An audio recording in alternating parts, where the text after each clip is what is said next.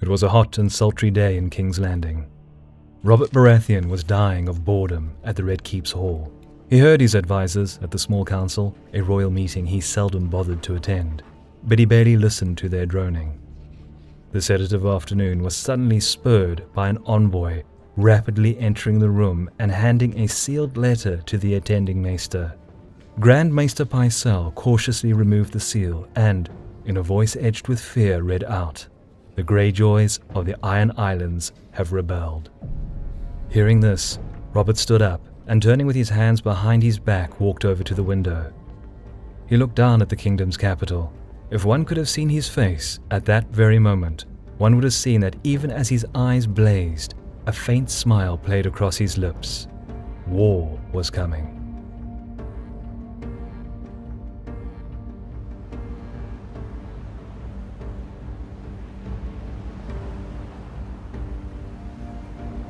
It is the year 281 after Aegon's conquest.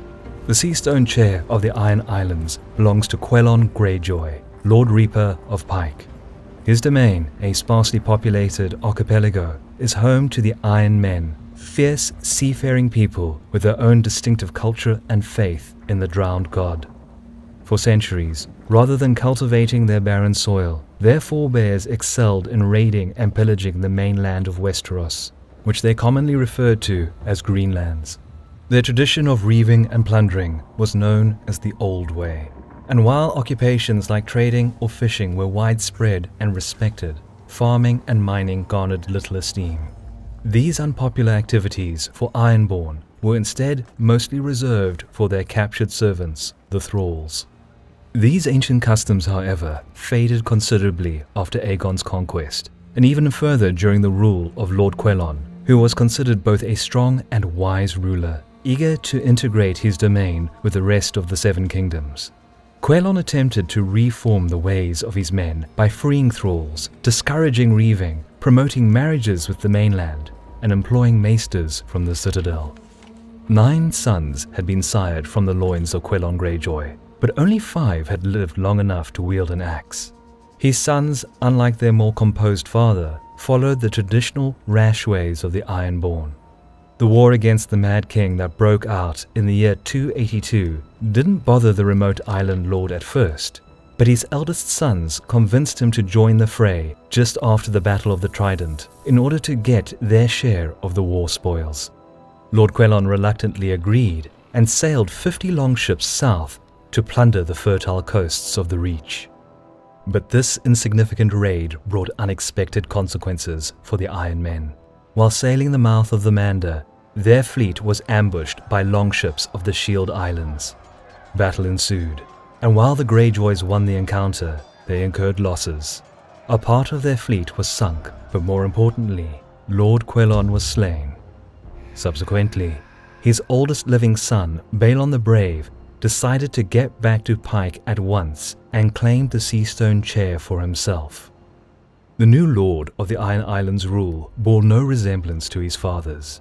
Just like his people, Lord Baylin was proud, fearless, and quarrelsome. Upon claiming the lordship, he reversed most of Quelon's reforms and encouraged a return to the old way, hoping through this to restore the Ironborn to their former ancient glory. What's more, Baylin ordered the construction of many new, bigger longships that eventually made the backbone of the formidable Iron Fleet, which were to serve him as the Lord Reaper of Pyke. It took him 5 long years to bolster his naval potential and attain widespread support from the houses inhabiting the Greyjoy's domain. By the year 288, Baylin's position was uncontested, and his power grew significantly. The barren Iron Islands started to become too small to contain the ambitions of the Lord of Pyke, and he planned a secession against the Iron Throne in King's Landing. Baylin was aware that the short yet bloody war of the usurper 5 years earlier had exhausted the Seven Kingdoms, while the Iron Islands had managed to avoid any considerable losses. Moreover, he perceived the rule of Robert Baratheon to be weak and lacking the support of the many noble houses of Westeros. Thus, Baylin assumed that King Robert either wouldn't have sufficient following to assemble an army strong enough to challenge the Greyjoys, or wouldn't risk a campaign on the remote, unfertile Iron Islands, which were of meager value to Robert. The rebellion began the moment Baylin, son of the Sea Wind, proclaimed himself the king of the Iron Islands and bestowed upon himself the self-fashioned title of King of Salt and Rock. It was the year 289. Baylin's first step to secure his rule was to disable the naval potential of the most dangerous power in the region, the domain of canny Lord Tywin Lannister. The Iron Fleet, under Baylin's younger brothers, Euron and Victorion, sailed unnoticed to Lannisport and ambushed the Lannister fleet anchored there. In no time, Tywin's entire fleet had either been sunk or burnt up in flames following Victorion's bold action. Through this quick, audacious move, Baylin Greyjoy achieved naval superiority on the Sunset Sea and for a time secured the independence of the Iron Islands. In the meantime, Baylin's firstborn son and heir, Roderick, led the Greyjoys' attack on the port town and castle of Seagard in the Riverlands, which had originally been built to protect the coast from Ironborn raids. Following the rules of the old way, the Iron Men found starving a castle out unworthy, and Roderick made a bold attempt to storm the castle. It was a quick and ferocious struggle, which ended disastrously as Lord Jason Molester of Seagard slew Baylin's heir beneath the castle's walls and pushed his army back to the sea. There were considerable losses on both sides, and Baylin's rebellion faced its first major setback. But the Iron Fleet under Victorian Greyjoy stood strong and ravaged the coasts of the Reach and Westerlands in subsequent moons. Sailing his longships south through the Straits of Fair Isle, Victorion, much to his surprise, encountered the vast war fleet of Arbor led by Lord Paxter Redwyne. Considering his options, it soon became clear to Victorion that he had gotten himself trapped in the strait. Coming from the north, a formidable royal fleet under King Robert's younger brother, Lord Stannis Baratheon, furiously rammed into the confused Ironborn. Coming from the south, Lord Paxter Redwyne also attacked, closing the pincer on the Iron Fleet. The Iron Fleet, though made up of many capable men and large, well-crafted warships, could not hold in the face of such tactical disadvantage. Stannis knew that the Ironborn were fierce warriors, unparalleled at sea, but he also knew that they were no soldiers and severely lacked discipline and strategy. The sea battle, or Fair Isle, ended as a disastrous calamity for the Greyjoys, and although both Euron and Victorion managed to retreat unscathed, the proud Iron Fleet was completely destroyed by Stannis, Royal Master of Ships, and his towering war galleys. It was a crushing defeat, yet uncompromising King Baylin refused to bend the knee, and despite the loss of his most fearsome asset, he continued the rebellion. Though much of Greyjoy's naval potential was eradicated, Baylin's unbending attitude was an excellent reason for King Robert to unite the houses of Westeros under a common banner and invade the Iron Islands, thus indirectly solidifying his rule over the Seven Kingdoms. Robert was an avid warrior, and warfare was his element. With court duties bland and unamusing, Baylin's secession was an opportune pretext to get away from King's Landing and to at last make use of his warhammer again.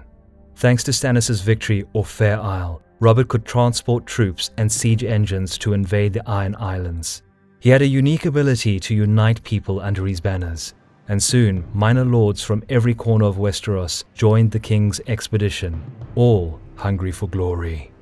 United behind Robert, the allies brought the full power of Westeros to the Iron Islands. Stannis led the invasion of the biggest island, the Great Wick, while Sir Barristan Selmy, Lord Commander of the Kingsguard, assaulted the holy island of Aldwyck. Other islands were attacked as well, but Robert saved Pyke, the seat of House Greyjoy, for himself and his childhood friend, Lord Eddard Stark. Unruly Ironmen made the takeover of each island a fierce struggle, and hundreds, if not thousands, died in the process. Royal forces stormed the busy port and trade centre of Lordsport, razing it to the ground. The ensuing siege of the island stronghold of Pyke was impetuous and brutal. The king's forces tore down parts of the wall and main watchtower of the castle.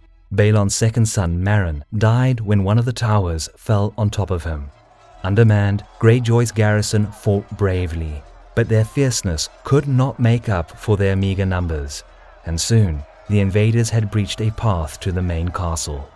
The first to enter the breach was Thoros of Myr with his flaming sword. The second to enter the breach was Jorah Mormont of Bear Island. Even at the castle, Ironborn refused to surrender. Many more died in the close quarters fighting. Eventually, seeing the casualties, Baylin Greyjoy realized that his cause was lost. His rebellion met a bloody end, and Baylin kneeled to Robert and swore fealty to the Iron Throne. Stannis advised Robert to put Baylin to the sword for his treachery, but Robert spared the Iron Lord, possibly being influenced by the Honourable Lord Stark. It was a crushing defeat for House Greyjoy. The proud Iron Fleet was destroyed, and 2 of Baylin's oldest sons had been killed during the rebellion. Although Baylin got his lordship restored, his only surviving son, 10-year-old Theon, was taken as a hostage by Lord Eddard, becoming a ward of House Stark. Should Baylin the Brave challenge the Iron Throne again, Theon's head would be cut off by Lord Stark's ancestral greatsword. The rebellion found its resolution, and King Robert held a great tourney at Lannisport to celebrate his victory. He spent the revels boasting about the campaign and how he would have torn the island into the waves if Baylin hadn't bent the knee. Feeling unassailable, Robert Baratheon's position as king was greatly strengthened. More importantly, many of the smaller pieces that would later affect the great Game of Thrones had been cleverly put into place. Okay, enough of that.